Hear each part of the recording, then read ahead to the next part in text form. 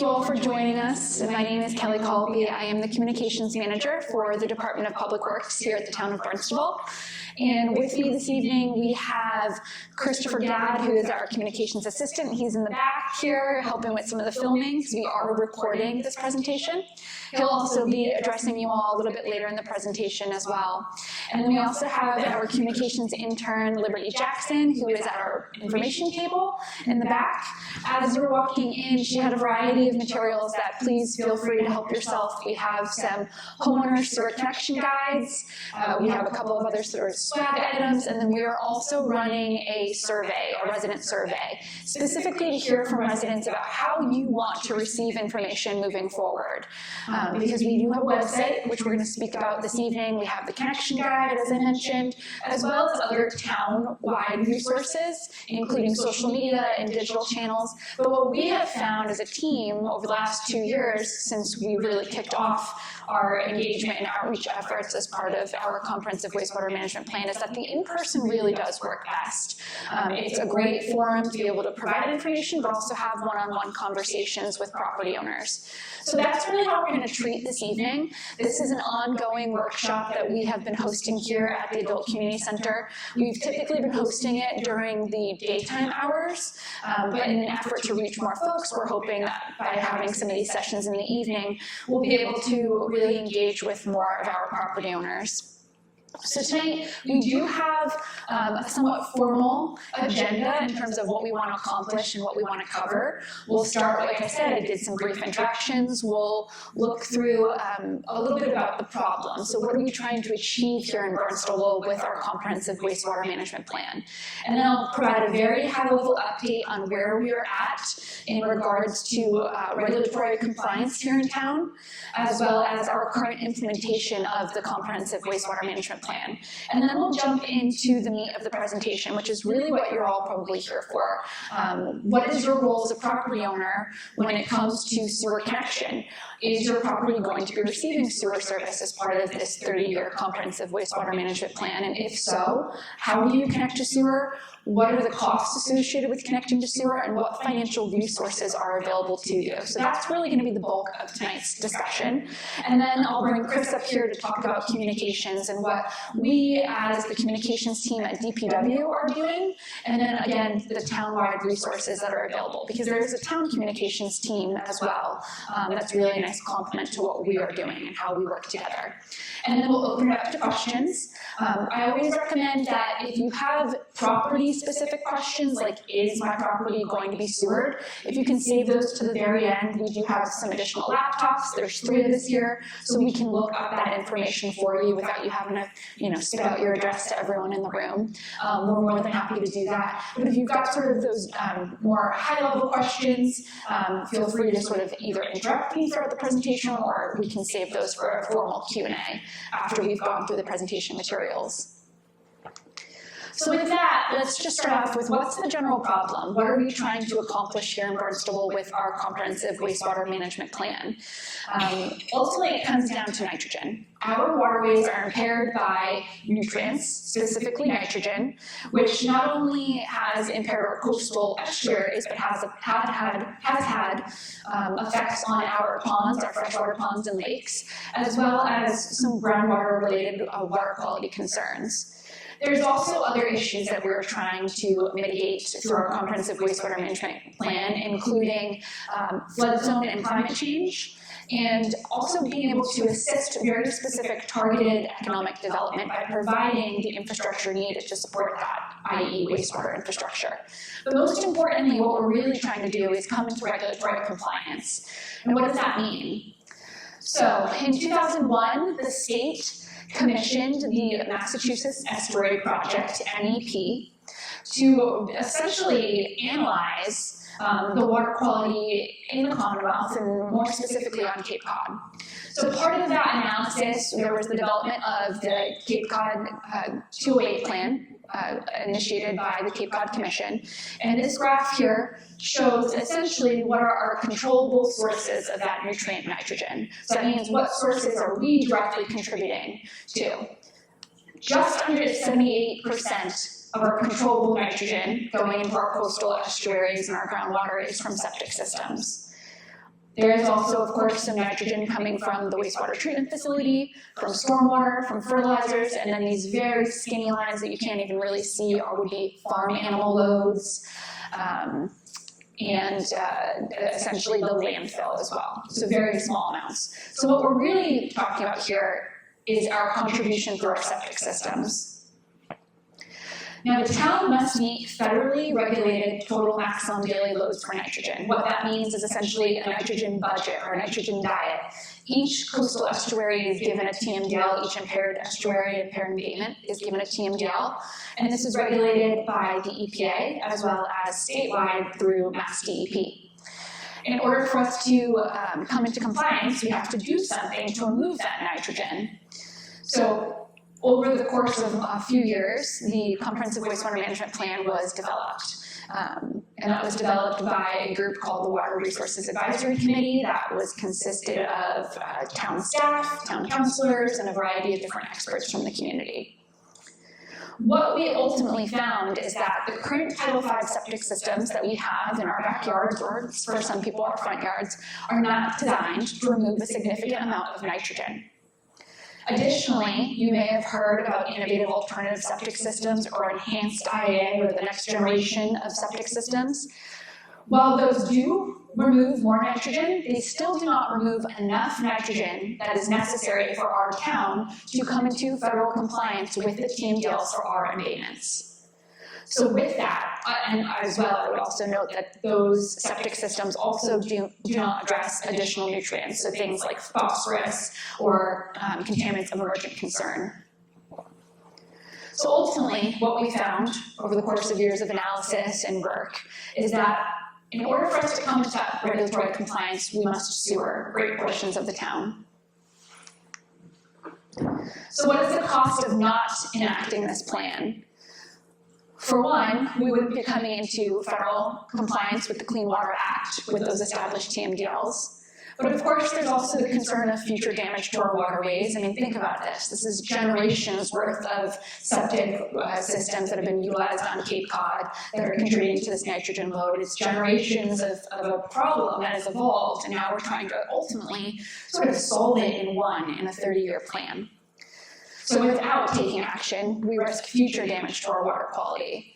We also, of course, risk potential impacts to our economy, our property values, and ultimately lawsuits, one of which we already are battling with CLF currently. So with that, in 2003, Mass DEP revised the Title V regulations, and you may have heard of this, may be what prompted you to attend this evening's session as well. And what they did is they not only revised the Title V regulations, but they also enacted a watershed permit regulation. The Title V regulations designated areas of nitrogen-sensitive areas, what are called NSAs. And this map over here to your left, shows you the areas in green that are considered nitrogen-sensitive areas. And then anything in this sort of magenta color are areas that may potentially be designated as a nitrogen-sensitive area. So what it means if you live in a nitrogen-sensitive area, which is a great portion of Barnstable, is that folks would be required to upgrade their septic systems to the next best generation technology, i.e. those innovative alternative septic systems that we spoke about. That is essentially what the Title V regulations say. Within 5 years of these regulations going into effect, anyone who lives in a nitrogen-sensitive area must upgrade their septic system. Now, I mentioned alongside that regulation, DEP also put forth the watershed permit regulations, which essentially says that a town may apply for a watershed permit to be issued by Mass DEP, and in pursuing a watershed permit, should they meet the permit's requirements and be granted a permit, a municipality can use that permit to waive that responsibility for property owners to upgrade their systems. So there's kind of two different things that we're battling here. One, the need to address our nitrogen-sensitive areas, and two, being able to protect our residents from being mandated to upgrade their septic systems while we are already implementing a sewer expansion plan. So the town has applied for its watershed permit. We actually applied for it on September 1st of 2023, just shy of 2 months after the new regulations went into effect. And since that date, we have completed administrative review and technical review and currently have a draft permit that is available for public comment through the middle of August. So we really are hopeful that we will be awarded that watershed permit, hopefully in the coming months. Now with that, just to give you a little bit more context on what else we have to do in terms of regulatory compliance, we also each year are required to submit a CWMP annual report to the Cape Cod Commission. This is part of our 208 plan consistency determination, which was part of the regulatory approvals that ultimately gave us that rubber stamp that said our CWMP was approved and that we could go forth and implement. That report includes a variety of different aspects, such as an update on what we've done over the past fiscal year in terms of sewer expansion and non-traditional projects. It also talks about our financial plan, land use from our planning and development department, as well as includes a variety of different data points. Most importantly, all of our embayment and freshwater water quality monitoring data for the year, which then gets incorporated into the Commission's region-wide Cape Cod Water Quality Data Portal. That's really our baseline for what we're doing, tracking any improvements made to our estuaries and our embayments, as well as our freshwater sources as we move forth and implement our comprehensive wastewater management plan. All of those reports are available on our Barnstable Water Resources website on our reports and documents page. And as I noted, Libby's been handing out some materials in the back. We've got that QR code and the website linked pretty much everywhere for you. Now with that, we also have a 5-year adaptive management plan update. This is due to Mass DEP every 5 years. We're actually preparing this report now to be released early in this coming new year. And as part of that, we will have to, again, document all of the progress we've made over the last 5 years, as well as any anticipated modifications to our plan as a result of any new technology, financial constraints, or potentially any new environmental factors. That plan, that 5-year adaptive management update is not just something that is being done through the Department of Public Works or through the town, but also through a town council established committee. That includes a variety of different experts as well as town councilors and residents.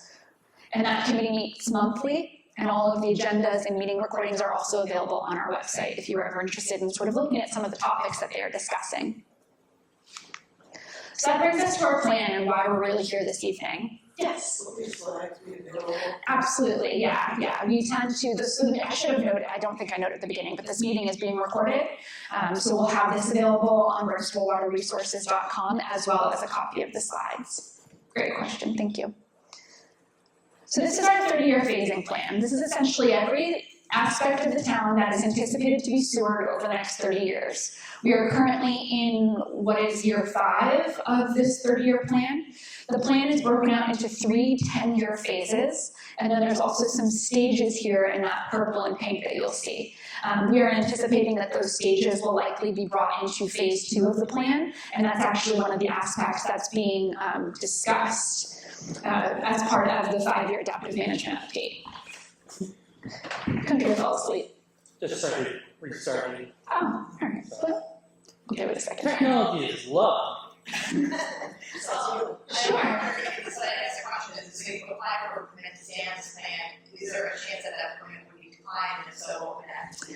Yeah, so our plan, our 30-year implementation plan has already been approved. It's gone through all of the various regulatory channels. On our reports and documents page, we actually list out all of the various certifications that we've gotten or that we've received. So the plan will still move forward. What the watershed permit does is ultimately protect our property owners from, if they live in an NSA, nitrogen sensitive area, from having to be mandated to upgrade their septic systems over the next couple of years. And one of the reasons we applied for that permit is, one, that would require folks who are going to receive sewer in the near future to upgrade their septic systems. And to have folks have to do that and financially pay for this upgraded septic system when they then have to connect to sewer just doesn't really seem fair. So that was one of the reasons we immediately jumped on applying for the permit. Now, if that permit does get declined, we would still be moving forward with our plan, and unfortunately, most likely, folks would still be required to upgrade their septic systems per the state mandate. I'm hopeful that won't happen, but I will be honest and totally transparent that we're the first town in the Commonwealth under these new regulations to be at this stage of a permit. There's only one other watershed permit in the state currently, and it's through the Pleasant Bay Alliance, and that was actually developed through the pilot program, which ultimately created these regulations. So we would be the first in the state. So being the first, sometimes comes with good and bad, and may be one of the reasons why, we applied for this permit almost 2 years ago, and it's taken this long to get to this draft permit stage. We haven't seen any indication that we would be denied. We've certainly been having ongoing conversations with DEP over the last year and a half, 2 years.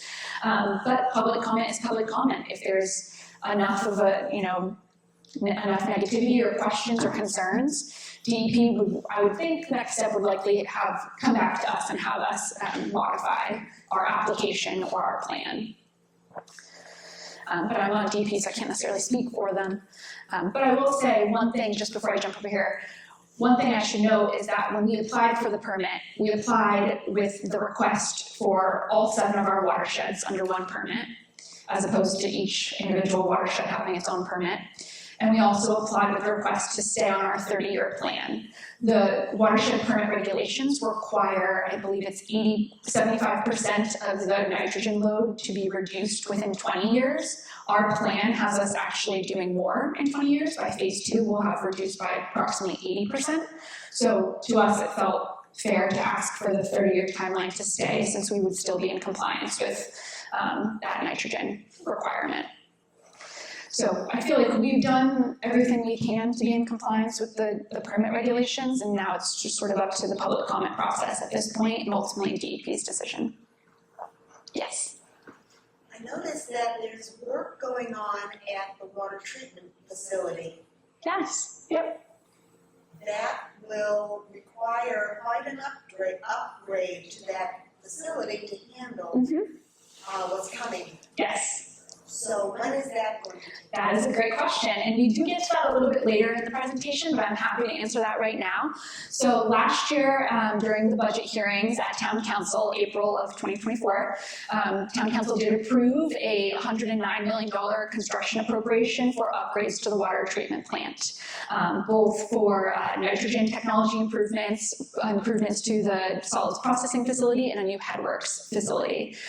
We have a couple of videos where we talk through exactly what that means, because it is a very technical, high-level sort of discussion, but ultimately that will help us be able to prepare us not only to have the next generation of wastewater treatment here in Barnstable, but ultimately for all the additional flow that's coming in as we build out these sewer expansion projects. So that project, like every project in town, goes out to a public bid. We are currently reviewing the applications, the bid submissions, and we're preparing to award that construction contract over the next couple of weeks, with construction to start officially this coming fall. And how will the cost to upgrade that facility impact the taxpayers? Right now, there is no impact in terms of what you're contributing. We're all contributing in a variety of small revenue streams, and this is the same with sewer connection, which we will talk about in a moment as well. But what we're using is the state revolving fund. So the state revolving fund has its intended use plan. The plant upgrade project was actually ranked I believe it was number 1, right? Number 1, and Route 28 West was number 3. Number 1 in the previous fiscal year in terms of importance, really, across the Commonwealth. So we received specific, very special loans through the state revolving fund that allow us to borrow at a 1.5% interest rate or something along those lines. And then we also are afforded a principal subsidy, where we essentially get almost like a rebate. We get money back. So that's currently how we've been financing all of our sewer expansion projects, including the treatment plant upgrades. Now, how are the town taxpayers contributing? There are a number of different revenue streams that the finance director has created, things like the short-term rental tax, the meals tax.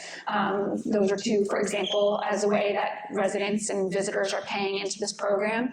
And then ultimately the sewer connections. Everyone who's connecting to the new sewer system is going to be paying a sewer assessment, which is just a portion of the cost that it entails to build out that project, and we're going to talk about that when we talk about the financial aspect of it, but that is another way that we ultimately pay back those loans and that financing. Right now, we've been very fortunate to have fantastic financing through the State Revolving Fund as well as the Cape and Islands Water Protection Fund.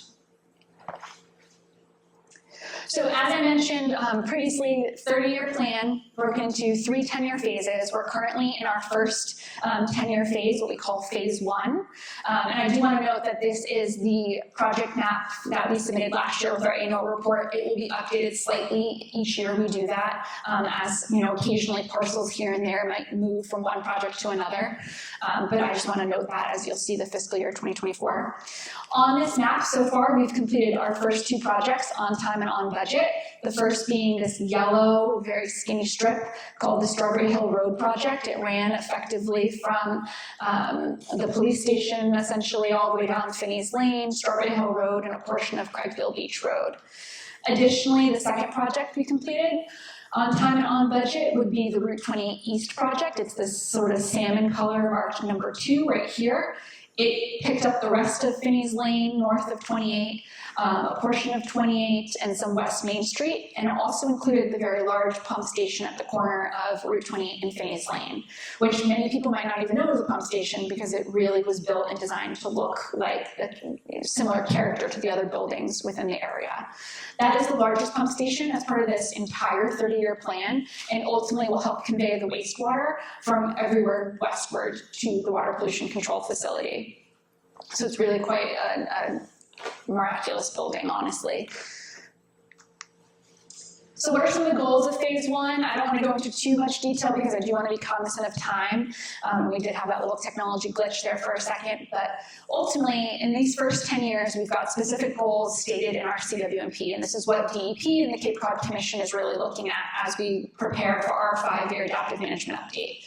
The first being construction of sewers on Route 28. There's been a lot of back and forth about what this means and why we need to do this, and ultimately the answer is that without sewer running down 28, we don't have a backbone.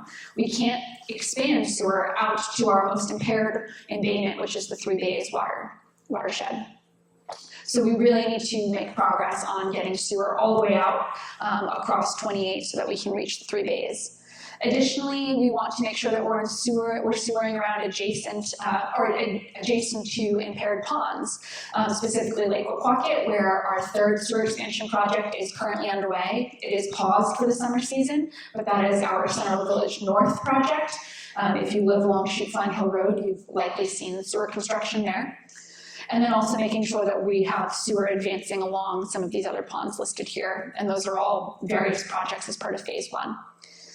We also have, as we noted with that very pertinent question, upgrades to the water pollution control facility, which we will be breaking ground on this coming fall, and then also working through our effluent disposal solution. We're working on that. We have a series of analysis with a consultant as well as monthly meetings with Mass DEP to be able to ensure that we will be able to not just treat, but also dispose of all of the treated wastewater that comes in over the course of 30 years. And then we also have non-traditional nature-based approaches as well. We have a resident scientist, actually 2, that work in the Department of Public Works, who specifically handle the ponds and lakes, freshwater projects, as well as our embayment monitoring.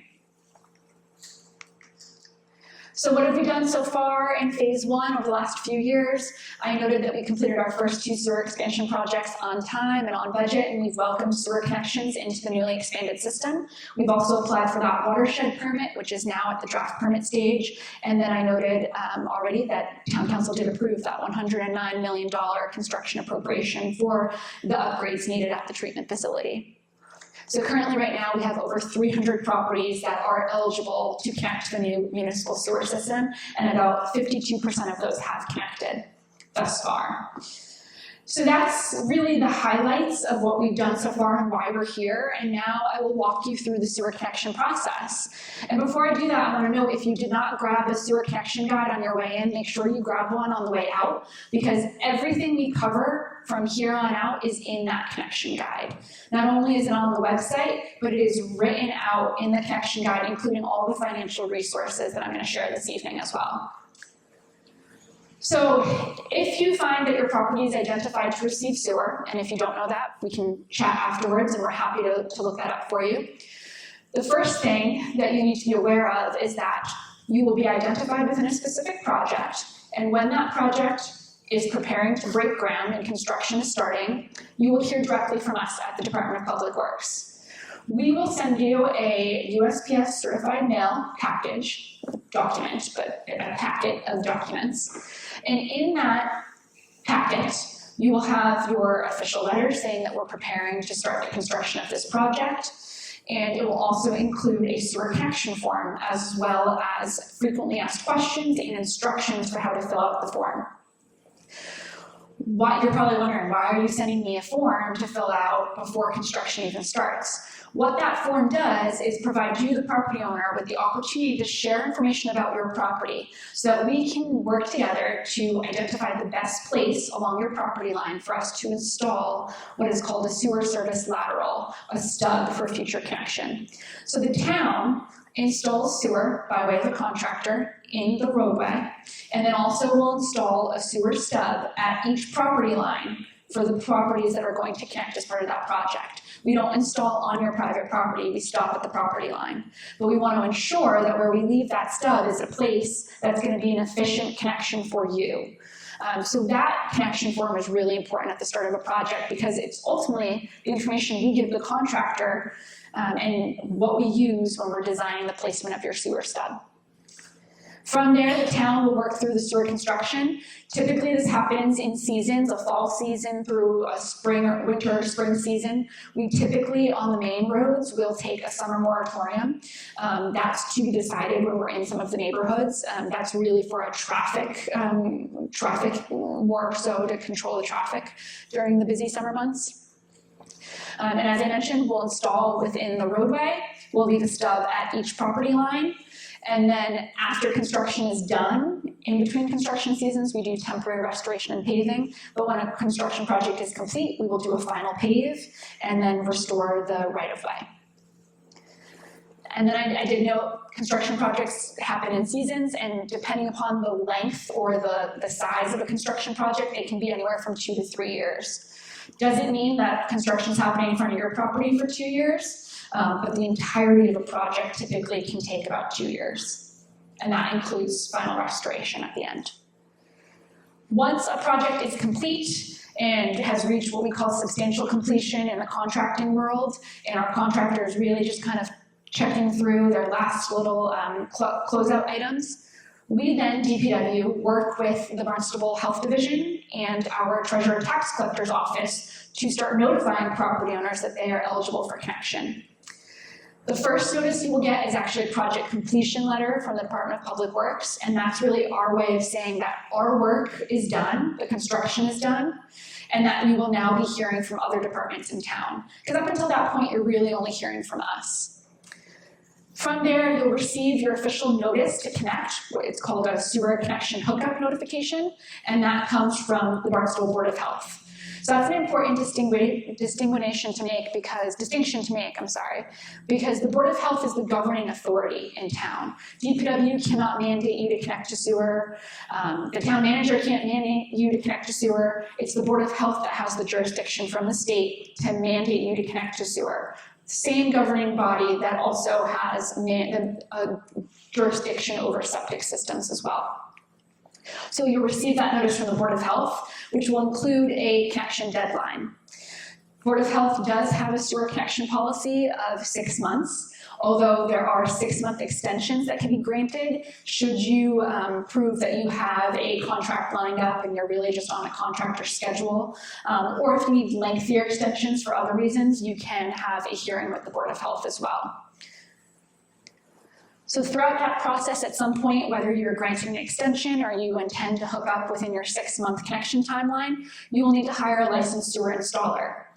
In the back of all of your connection guides, there is a sewer installer list. We are going to update that regularly. We do update that regularly online, and the next print edition of that connection list will probably be coming out in the coming weeks. That licensed sewer installer, you're going to treat like any other, property improvement project that you may do. We always recommend you get a few quotes because your cost to connect to sewer are really going to vary based on your own unique property characteristics, and we'll talk about that in just a moment. We do have a dedicated sewer connection program manager who manages this entire process. She works hand in hand with the Board of Health and the Health Division on the notifications, and she actually also oversees all of the sewer installers who are added to our list to ensure that they have not just the proper liability insurance, but also the proper experience completing sewer connections. Once you've hired your contractor, you'll then have the sewer connection construction occur on your private property, and that's ultimately connecting essentially the building on your property to that stub I mentioned that's left at your property line. That connection construction will also include an inspection process in which our sewer program connection manager will organize having a DPW inspector on site to ensure that the connection is in compliance with the town's sewer connection codes and specifications. And that's not on you as a property owner to really worry about or be aware of, that's really your contractor. And they go through training and onboarding with our connection program manager so that they understand what those specifications are prior to construction. This process can also include and will also include the abandonment of your current septic system. So the contractor, the installer that you hire to complete your sewer connection can also abandon your septic system for you. Typically, this is also governed by the Board of Health, and typically their process has been just to crush the tank and fill it in place. Unless you're planning very extensive additions on your property, you're obviously not going to want to build over an abandoned septic system. So there may be some unique circumstances where it's advantageous for you to remove the septic system entirely, but in most cases so far with connections, it's been a simple crush and fill in place after it's been drained, of course. And then after all of that has been completed, the inspector signs off, your connection is complete, your septic system has been abandoned. Ultimately, there's a tie card that is generated that will get added to your property information card through the town assessor's database. And that's also sent to our water pollution control facility, the wastewater plant, who then uses that to activate your sewer service and then eventually work through your utility billing.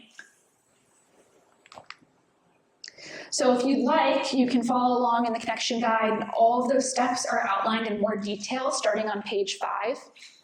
We also go into more detail about the actual permitting process for the sewer connection. That's all handled by your contractor. But if you're curious about sort of the inner workings and the process behind that, you can certainly see that in more detail in the connection guide.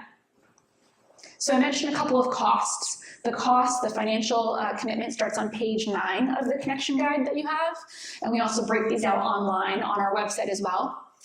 Each property owner who is receiving sewer service as part of the comprehensive wastewater management plan is essentially going to be responsible for 3 costs.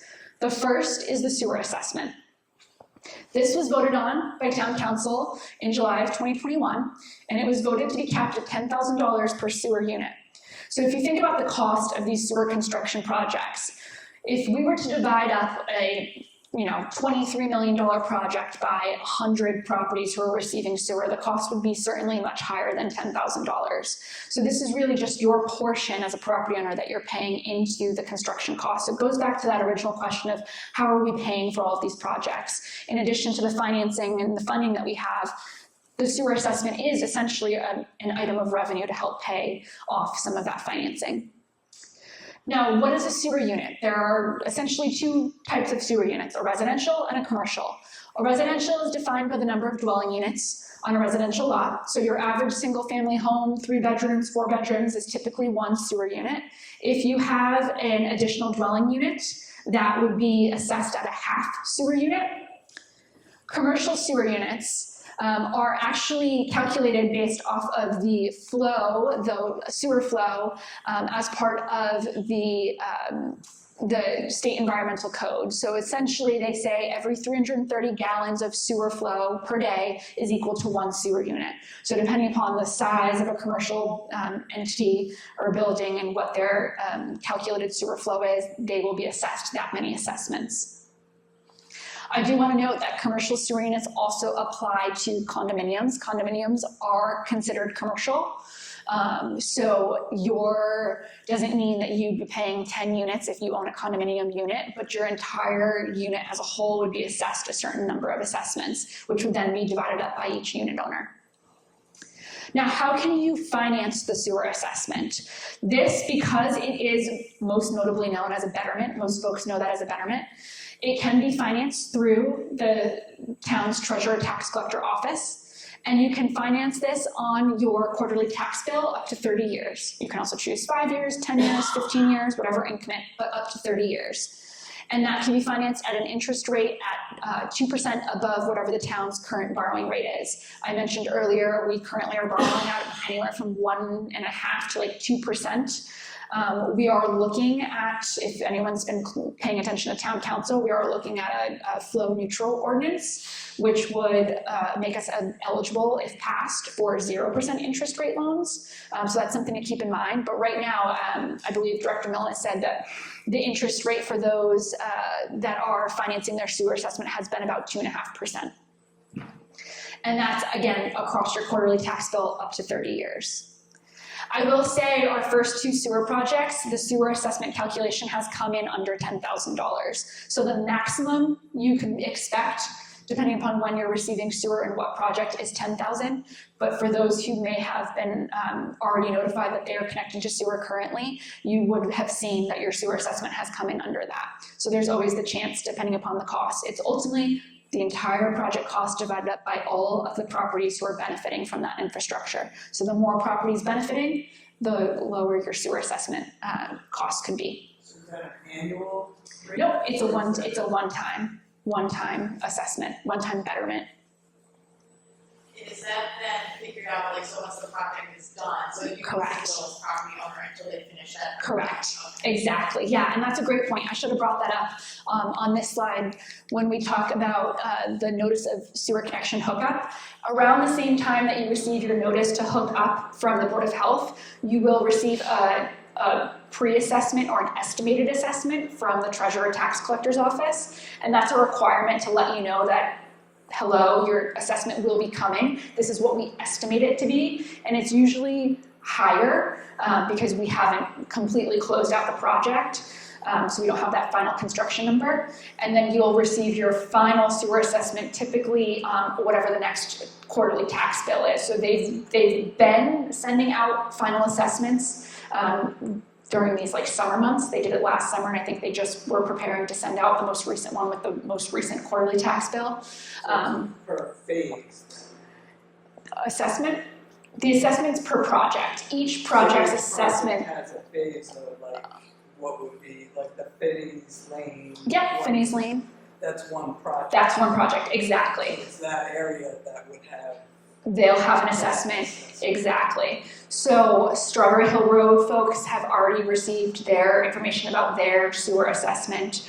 Route 28 East folks received information about their assessment, and then to your point exactly, each project will have their own assessment based off of the total project costs and the properties benefiting from the number of properties in that project or surrounding projects benefiting from that infrastructure. So you will receive a pre-assessment notice before your final assessment. And typically during that pre-assessment, they also will ask you, are you choosing to finance it? And if so, how many years, so that they can set that up. Now, one thing I did learn recently is if you do not respond to the assessment notifications from the Treasurer Tax Collector's Office, they automatically will finance it across 30 years for you.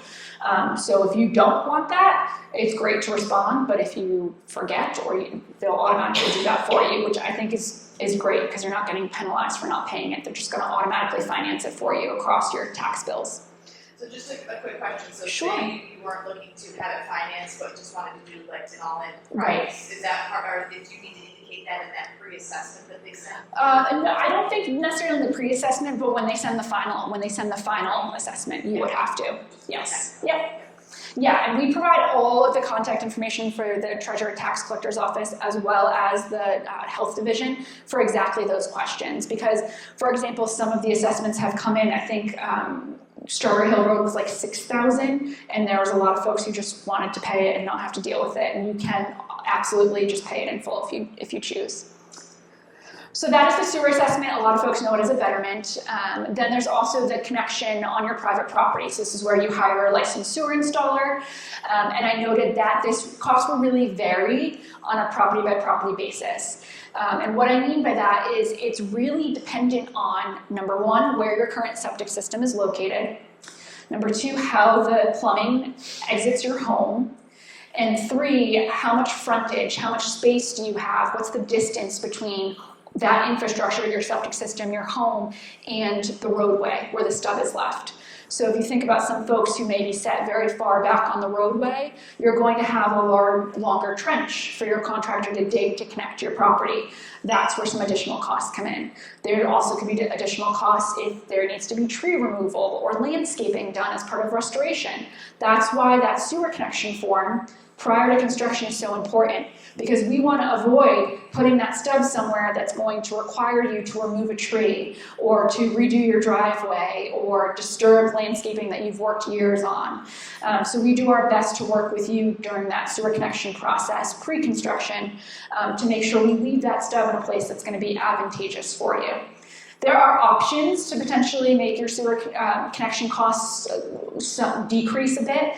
Some folks may choose to reroute the plumbing in their home if that's something that will make your connection run shorter. If you can have it reroute to come out the front. That's not something that we can necessarily say is a good or bad thing. You need to actually work with a plumber to see if it's feasible for you, but that is one way that we've seen folks bring their connection costs down. But ultimately it's going to come down to those factors that I mentioned. The distance of pipe needed to connect your property to the stub left at your property line, where your current septic system is located, and how the plumbing exits your home. I will say that we work very closely with Barnstable County's Aqua Fund. This is the loan program through the county. We've got literature both in our connection guide as well as brochures from the county up front at the table. The County Aqua Fund is a really incredible program. They offer 0 and 2% interest rates for new sewer connections, and then they also offer 4% interest rate loans for condominium and apartment communities as well to help finance connection costs. They are well capitalized, well funded. We check in with their team on a regular basis. If not, once a quarter, then at least twice a year, to let them know how many connections we are anticipating coming online so that they can prepare to process those applications. And what they found so far in the town of Barnstable is that connection costs have ranged between $7,000 and $12,000. Now again, going to be very specific dependent on your particular property, but it's nice to have a little bit of data to give us a feel for what those costs are going to look like. Yes? That's what I was going to ask, is if there's any way to get sort of a heads up on what that cost might be early on in the game, like now. Yeah, well, it's hard to do it because of inflation. We've seen this even with our construction contracts. But if we chat afterwards and we let you know, and maybe you already know what project your property is identified in. Oh yeah, I'm on Highland Drive off of Shoot Flying Hill. Okay, It's yeah. right at my street. Yeah, but we're not going into the neighborhoods as part of that project, so you're likely part of the neighborhood project that will be a couple years from now. That was my only other question. Yeah. What's that timing? Yeah, we can years. certainly look that up for you. We've got all that information. If you are part of, let's just use the Centerville Village project that is actually sewering Shoot Flying Hill proper right now. If you're part of that project, as you're filling out your sewer connection form, you could certainly engage with a contractor and ask, what is my potential connection going to look like? This is where I want the stub, and get a feel for what those costs might be, because you'd be connecting in the next 2 years, essentially. But going any further out than that, the connection costs can change. But we've got that licensed sewer installer list for a reason. It's so folks can prepare. But we've been pretty pleased to see that number, because when we first started this process, we were seeing, the county in particular was seeing upwards of $20,000 for connections, but they were also only processing applications out in like Chatham and Harwich, different type of properties than what are being sewered right now. But right now in the town of Barnstable, they're seeing an average of $7,000 to $12,000. And I will tell you, our connection program manager has even seen just slightly under that as well, while she's working with contractors. So it really is very dependent on your property. In addition to the county's Aqua Fund, in our sewer connection guide, we have a number of other financial resources for you. There is the state tax credit that is available to you. And I want to note that that state tax credit, as well as the Aqua Fund, can also be used for septic upgrades as well. So it's not just new sewer connections, but I'm assuming if you're here, you're likely here because you're anticipating receiving sewer. There is also a loan program through Cape Cod 5, which is available to not just primary residences, but also our second homeowners. So the Aqua Fund and the state tax credit, you'd have to have your primary residence here in Massachusetts, but Cape Cod 5 does have a program that is open to those who this is your second residence. And then most recently, I noticed that the COOP has also kicked off a loan program for sewer and water-related projects. That's not in our guide, but it is on our website now, and it'll be in the next issue of our print guide. So there are quite a few resources out there at this point, and as we hear of more loan programs and financing, we are going to make those available to folks. And then the last thing, so I can toss this over to Chris in just a moment, is your utility billing. So sewer is going to be billed like any other utility. It's billed based off of your water usage. So depending upon where you live and who your water district is, who your water purveyor is, most do offer irrigation meters that can deduct irrigation off of that water usage to save you a little bit of cost savings there. And while it is based on your water usage, it is billed completely separately. It'll be billed by the treatment facility, the water pollution control facility, but it will be billed at the same frequency that you receive your water bill. So if I just use Hyannis Water as an example because that is our municipal-owned water system, they bill quarterly, so you would receive your sewer bill quarterly. I believe Calm is twice a year, so you would receive a sewer bill twice a year. Yes? Is there any reduction for senior citizens? Not that I know of in terms of utilities, but with the sewer assessment, there is some special, I wouldn't say it's an ordinance, but I'd have to look at what the actual word is. There is an option for some senior citizens. You'd have to apply for it, and I believe it can reduce your sewer assessment. I can find it, and I can give you my card, and I can email that to you. And honestly, we should probably add it to the website, because I think it's fairly new, and I'm not sure how easy it is to find on the town website, so I'll make sure that we add it to our water resources guide. So with that, before I toss this over to Chris, you keep hearing us talk about Barnstable water resources. We've got the information table. While there is a town website, the Barnstable Water Resources website is its own separate site dedicated to not just sewering, but all water quality news. This site is managed by us here, the communications team at the Department of Public Works, and it's recently gone through a really nice rebrand and upgrade. So on the site, you'll see a programs and projects menu that drops down to include the CWMP and sewer expansion. It also is going to have a beautiful sparkling new page that Chris is building on the treatment plant project that's preparing to break ground. And then we'll also have additional water-related projects there. We also have our sewer connection section here. There's a drop-down, if you were to click that button, that includes the sewer connection process we just walked through, a dedicated page for all of the various financial resources available to you that we talked about, as well as a portal for contractors. So if you're curious to see what contractors have to do, their requirements, some of the permitting, you can certainly take a look at that as well. In our water quality monitoring section, we break out all of the embayment water monitoring that we do, as well as our freshwater ponds and lakes monitoring and any active projects we have, because there is a wealth of projects going on for all of our water bodies. We also are going to be adding a water supply section to this website that will be specific to Hyannis water system, as that is, I mentioned, the town-owned water system, but there are a number of water supply projects coming online as well. And then we have a very robust FAQ section where you can search by topic, as well as our reports and documents page that I noted that has copies of the connection guide. It also has translated versions of our connection process, all of our annual reports, our full CWMP with all of the certifications. And then we have a beach status update section where you can learn about any advisories issued for ponds, lakes, or bathing beaches. And then as we enter our fall construction season, our traffic advisories page has a embed to the Waze map that shows where any detours and construction are occurring across town. And then we have a news section as well, where we're posting all of our construction updates and press releases. So I mentioned a number of updates that we've made to the site, and I'll turn it over to Chris, who will talk about all of our communications resources to end our presentation.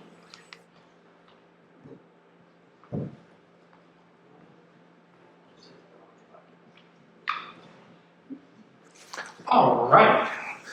Thank you everyone for coming out tonight. Like Kelly said, my name is Chris Gadd. I am the Communications Assistant for the Town of Barnstable's Department of Public Works. And when we talk about communications, there's really 3 categories of communications that we utilize when talking about sewer: mail, digital, and in person. I'm actually going to go out of order because I just always do. So we're going to end with digital. Kelly already talked on it, but we utilize mail through the United States Postal Service quite a lot. There's 2 types of mail that we have: certified, that is the kind that we actually get the receipt that says, hey, John Smith got this piece of mail. That is the most important stuff that we send out. When your assessments come out, that goes certified. When the notice of sewer connection hookup from Board of Health comes out, that is certified mail. And like Kelly said, when we send you the sewer connection form for you to ask ask where you would like the sewer connection to land on your property, that is also by certified mail. We do also utilize just your standard USPS mail, just like you are, mailing your nieces or nephews or whatever. And that's for still stuff that you need to know, but it's meeting information, construction notifications. We recently held the 28 West design meeting, which I'll talk about the meetings in a little bit. We held the 28 West design meeting in February. That went out along with a whole bunch of other notification outlets. That also went out by regular mail. We're going to have the 28 West construction meeting sometime in the end of summer, and that's going to go out by certified mail because that's the really important meeting. So speaking of meetings, we're going to jump down to the dark blue, in person. Hi, you're doing an in-person interaction in one of our outlets. We do host a variety of project meetings. Each project typically gets 2. One is a design meeting that happens about 10 months before construction starts, and then the second is an actual construction meeting. We aim to do that 1 to 2 months beforehand. It all depends on the contractor. We have to actually have them on board. They have to coordinate their people. We have to coordinate our people. It's a whole thing. But rest assured, if you're included in a project, you will get that piece of certified mail that says, hey, this is your construction project. Construction project meeting, pardon me. We do also do a variety of association meetings. Kelly's probably done probably 20 in the last month, I think. All the homeowners associations, civic associations. We also do, if high schools reach out, if, I know we did a bunch with realtors at one point. These are as needed. They can be as broad or as specific as possible. We've held meetings very much like this where we kind of just go over the CWMP. And we have had meetings where it is specifically, okay, you live along Captain Parker Road, and we need to, talk to you about exactly what's going on. And then lastly, door-to-door outreach. This primarily happens during construction, so as the construction crew is coming down the street, we have a team of inspectors. We call them inspectors because they do inspect the work, but we should also call them knockers because they are knocking on your door, making sure that, of 2 things. One, that if you haven't already completed the sewer connection form that was sent out to you, telling you where to put the sewer connection stub, that you have it completed. The second thing that they do is they let you know if there's going to be any traffic impacts that's going to directly affect you. What I mean by that is when we had Shoot Flying Hill Road closed this past spring, we sent out our inspectors and we said, knock on the doors, bring off a little, we have little printouts that we bring. This way you know for sure, and we know fairly certain, that you know when construction is happening, what the traffic impacts are going to look like. Now, I will note on traffic impacts, because everyone always worries, our contractors are required to maintain access for both residents and emergency vehicles. That doesn't mean that you're not going to wait a minute, or you're not going to have to flag down the cop to say, hey, I live right there, please let me through. What it does mean is they're not going to say, oh no, you have to go around or whatever. You might just have to wait a minute. And like I said, emergency vehicles are always able to get through. We always have a Barnstable police officer with the crew. That way, if there's an emergency, we can absolutely facilitate getting them out there as soon as possible. All right, now the middle one, digital. My personal favorite. I know that some people are hesitant to go digital, some people prefer mail, which is why I always emphasize that mail will always be the most important stuff that you get. We will always send it by mail. You can sign up for the email, you can read the newsletter all you want, you can read the website, social media, e-news, whatever you want. Important stuff is always going to be on mail. So, within the digital landscape, there we go. We have three major things, and I'm going to talk to each of them a little bit in order. So e-news is put out by the town communications team. Within e-news, you will always see a little construction impact. It's got a picture of a bulldozer and something else that I can't remember right now. That is updated weekly. During our construction season, like Kelly said, fall and spring, during that we'll say, Shoot Flying Hill Road continues to be closed. Construction is 7 a.m. to 4 p.m. Police personnel on site, etc., etc. That's the stuff that we know, and we do our best to make sure that we inform you as soon as possible. Social media and my Barnstable app, that contains a lot of the same information that we put on Barnstable's e-news. If it's something significant, for example, the Shoot Flying Hill Road closure, we keep bringing that up just because it is one of the biggest closures that we're ever going to do. I believe we put that out on social media, we put that out on the My Barnstable app. Social media and My Barnstable are also very good in case we have something that is unexpected. We do our best to expect the unexpected. However, it's called unexpected for a reason. When that happens, we'll send it out by social media. We'll send it out on the My Barnstable app to try to alert as many people as possible.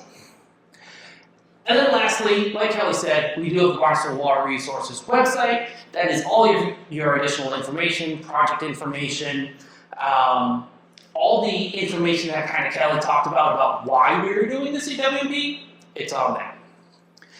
So, let's talk about a few things, specifically this really fun thing. We've already had the question of when is my property getting connected to sewer, how will I know, etc., etc. We now have a public-facing CWMP project map. What that means is you are able to go online to barnstablewaterresources.com/map and actually look up your property and see, oh, I'm included in the Great Marsh Road project, in the Centerville Village South project, whatever it may be. And then lower on that page, you will actually see the project details. Now, we have created a map guide for this because I admit it's not exactly the easiest map. We do our best, but that is what we are given. It also does not mean that you cannot call the DPW. Please, if you have any questions, or if you just don't feel like using the map, you can still contact the DPW. You can give us a call. I have the contact information in this last slide. You can email us. You can come to us in person. This is just another way for you to find out information. Few CWMP resources, Kelly's already talked about them, the homeowner sewer connection guide. We have some in the back. They're also available for download at barnstablewaterresources.com. And they're located, there are print copies available at a whole bunch of different town-wide entities, Department of Public Works, we're here at Barnstable Community Center, Sorry, that should be MEA, Marine and Environmental Affairs. I was clearly thinking of MEP, Massachusetts Estuaries Project. Town Hall, Townville Library, Oxford Library, and we're working on getting even more. The sewer connection process document, Kelly talked a little bit about. That is probably my favorite document because it is 8 steps. That's all that's on there is 8 little things that says you need to do this, this, this, this, this, this, this, this. That's it. When we send out that project completion notification and the water sewer hookup notification, we include it in that. And of course, it is available on Barnstable Water Resources. Kelly also mentioned we are the DPW Communications. We work under the Town Communications. I've already mentioned e-news, the Barnstable app, and the social media. If you're not already following them, if you haven't already downloaded the app, please do so. Lynn, Kathy, and Sarah will be thrilled if you do. So, you can always learn more, and we are always learning more on the BarnstableWaterResources.com, on Barnstable Government Access YouTube, on Barnstable Government Access, like the streaming site. You can find a series of videos called Waterworks. This is where Kelly sat down with Ansley, who's our sewer connection program manager, and they talked about what is the sewer connection guide, what does sewer connection process look like. There's a great one about the water pollution control facility, about why does it need to be upgraded, what is the goal of that project. We have occasionally been featured on the Discover Barnstable podcast. If you're a podcast listener, always highly recommend listening to that. And I will also note, there's more videos coming soon. We recently just got some new equipment, so we're going to be churning those out hopefully by the end of the summer. It all depends on how fast I can get some other projects done. But we will have more information, how we communicate, what the sewer connection process looks like, more of a step-by-step guide. And then with that, the last thing I want to say is please reach out to us. We know that this is a lot. We do these about every 2 months, sometimes 3 months. We know that there's a whole lot of information. We know that we probably missed something tonight. That's just what's going to happen. You can always visit us online, barnstablewaterresources.com. Send us an email, waterresources@town.barnstable.ma.us. Give us a phone call. That is the Department of Public Works main phone number. So also if you want to report a pothole, you can call that number as well. But if you call them up and say, hey, I've got a question about the sewer, they'll help you out. And sometimes you'll hear me or Kelly. And then we're located just right down the road. If you exit this building and then just take a right and keep going down right next to the Bobby Burns Plaza, that's the DPW administration building. We are more than happy to have you come down and we'll sit down with you and we'll do our best to help you figure out where you are in the sewer connection process, answer all of your questions, and go from there. With that, is there any questions? Yes, ma'am. With the fall approaching and the project starting to ramp up, how do we know well in advance what the next part of that phase 1 will be? What roads are going to be done? I think I understand your question. So currently, right now, we are constructing the Centerville Village North Phase project. So we'll actually just go back and show them. Yeah, so the question was essentially, how do we know what roads are going to be under construction next with the fall season approaching? So right now, we are currently constructing what is called the Centerville Village North Phase. It's this sort of purplish color here, broken up in between the orange. We are currently constructing on Sheepsline Hill Road. This past construction season, that was the only area as part of the CWMP that was under construction. Now, there's always construction in other parts of town that are oftentimes unrelated to sewer installation. There is the the Massachusetts Department of Transportation Bierce's Way Shared Use Project that has been occurring on Bierce's Way. in the area of Enterprise Road. We did partner with them to actually remove some old vacuum sewer and upgrade that sewer system. But essentially, I think there's just a few steps left in that sewer work that will happen after Labor Day. But that's an example of a construction project that isn't sewer expansion. So there's always other projects happening in town. And to Chris's point, downloading the My Barnstable app or just cluing into the Barnstable e-news is a great way to get that information. But in terms of roads under sewer construction, this project is currently the only project that's under construction. So we'll continue sewer work on Flying Hill Road in the fall. There is, you can see here, a portion of this project on Route 28. That portion of the project in our construction bid is expected to occur overnight, since that's mainly the commercial area. There's not really many residents there. So to mitigate traffic impacts on 28 during the day, we will see some overnight work happen around those commercial buildings. And right now, the contractor is anticipating to begin that in the fall, but typically, just before Labor Day, we'll get a schedule and we'll be able to share that. And we put that out on e-news, social media, through media releases as well.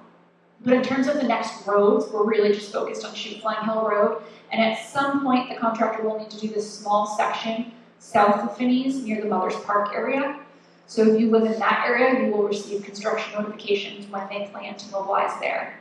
The next construction project that will be underway, most likely breaking ground this coming fall, probably later fall, would be Route 28 West. Most of this work is also expected to occur overnight because it's mainly commercial here at the start of 28. And then as we get out here through some of the more residential areas, those folks will be notified of construction impacts closer to having that schedule. So those are really the next two in-road projects, so the current and the next project.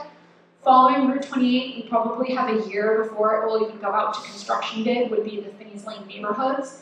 That's going to have the most impact, obviously. There's 40 plus neighborhoods along the east and west side of Finney's Lane that will be under construction. Obviously not all at the same time, but that will have residential traffic impacts for sure. That project isn't anticipated to break ground until the fall of 26, so we've got about a year and a half before we'll know that schedule. But hopefully that gives you a little context as to the areas we'll be seeing construction for the CWMP. And then just know that we always put those traffic updates out on the various platforms that Chris mentioned. But if you are a resident that lives in one of those areas, you will receive mail as well as in-person notifications from our inspection team. And we'll do that well in advance. We always aim for at least 2 weeks in advance before any major shifts in traffic so that people can prepare. Of course. How long for the Flying Hill project? Do you anticipate having it done in the fall? Yeah, well, no, it won't be done in the fall. So every project has its own construction timeline with it. And actually, Chris mentioned on the Barnstable Water Resources website, if you navigate over to the project page, just below that fancy new public-facing map that he showed you, we might actually be able to just pull it right up. There are project details for each project in phase 1 that have the timelines associated with them. That project, since it's under construction, we have a substantial completion deadline for the contractor, which is spring of 2027. So that's for the entire project. So we're starting on Flying Hill Road, but if you recall on the map, there's that portion of 28, and then there's quite a bit of work at the Mother's Park area as well. So with that project, I'm a part of this project. Yeah, I get it. I live right there. Yeah, so with that project, so that assessment the assessment fee, so does that have to wait till that entire project is done? So my hookup essentially would not be done until Correct. that is completed in 27. Yep, so our anticipated completion, or what the contractor is required to have substantial completion done by, would be the spring of 2027. I can look up the exact date for you at some point. I want to say it's like April. Now that's substantial completion, meaning all the pipes got to be in the ground, it's got to be tested. But it's not active. Correct, it's not active. You will not be required to connect until you receive that notification from the Board of Health. And quite honestly, it's typically six plus months after substantial completion. So you likely won't get a connection notification for this project until probably late summer, early fall of 27. Okay, thank you.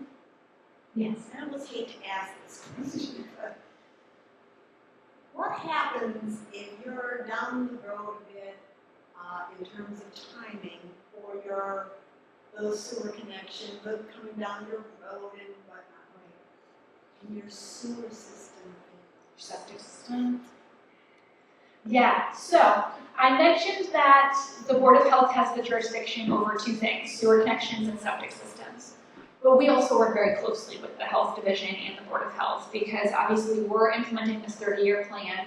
We've got a number of, close to 80% of the town will be sewered at the end of 30 years. And actually the bulk of the sewering that needs to occur is going to occur in this first 10-year phase.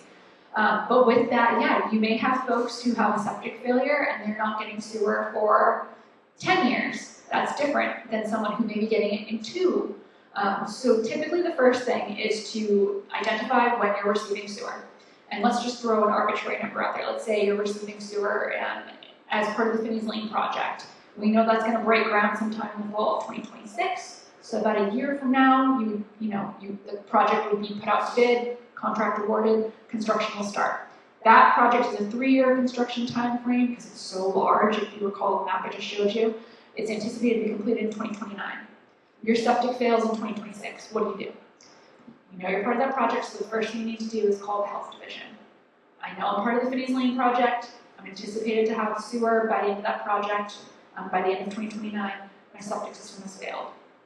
They'll verify with us that you are part of that project and where along the schedule, if we have a schedule for construction, where you fall.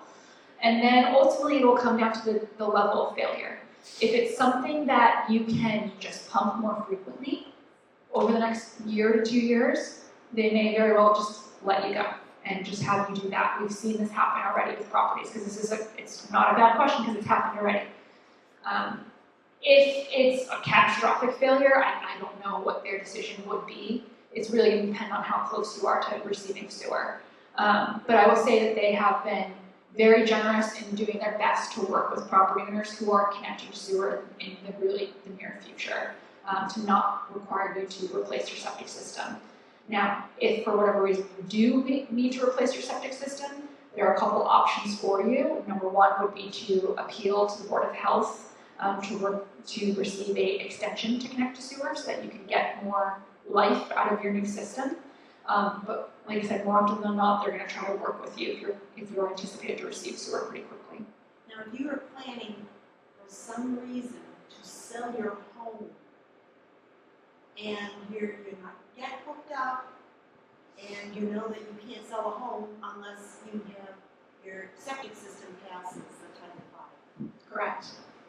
then you're really in a bad spot. Yeah, that's definitely a conversation to have with the health department.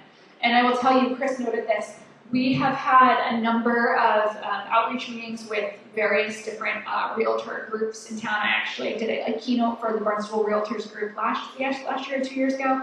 I meet with a couple of the other realtor groups quite often and provide updates. Most realtors are pretty good now about understanding that they can come to us to get information about a property. Now, if a property system was to fail and not pass the Title V as you're preparing to sell, not being a member of the Health Division, I don't know what the process would be there. It may be very likely that they allow that system to limp along with additional pumping until the sewer connection is available. Technically, we're not up to code. Yeah, it's hard. That's a tough one. That's really why the Health Division really needs to answer that. I'm not sure. It really comes down to the level of failure. But I know that they've been really conscious of making sure that they're not requiring people to replace a system when they're going to turn around in a year and have to spend $10,000 on a betterment and then $10,000 on a connection. That really, it's a tough question. I cross my fingers on that. Yes. Just out of curiosity, I know when we have to fill or I forget how you phrased it, but Yeah, the crush and removal fill. of the kill the septic tank that's in there. What about the leach field? Does that get impacted at all? I actually don't know how to answer that off the top of my head. I'd have to ask our sewer connection program manager, Ansley, but I'm assuming there's something that's done to either fill it or what. I'm not really quite sure what the process would be. I've always just referred to the tank. That's what most people ask about. But I can certainly get that answer for you. So going back to that timeline on the watershed permit, as you stated, did that start like, so when did that start, I guess? When the regulations went into effect in July of 2023, so I believe the regulations are written as 7 years from that date, and we're already 2 years into it, so it would technically be 5 years from now that folks would need to upgrade their septic systems. If we were to not receive the watershed permit, we'll obviously know before then if we're going to receive it or not. Yeah. Any other questions? All right, great. Well, thank you all for sitting with us. I know we went a little bit, we tried to stay under an hour, but with the technical glitch, really, it's not too bad. If you have any questions about your individual properties, feel free to grab myself or Chris, and we'll be happy to look that up for you. Thank you. Thank you all. Thank you. If you have any questions, we encourage you to visit barnstablewaterresources.com, email waterresources@town.barnstable.ma.us, call us at 508-790-6400, or stop into the DPW Administration Building located at 382 Falmouth Road in Hyannis.